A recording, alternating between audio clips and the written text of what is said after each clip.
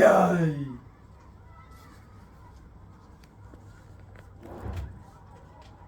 Желудок тянет. Видите, есть тут.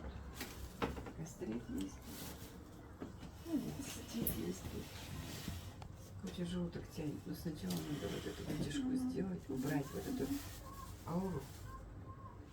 Выровнять надо сначала. Яй!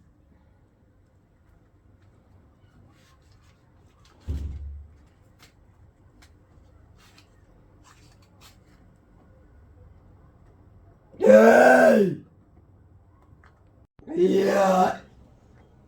Я! Я! Я! Не было? Потом.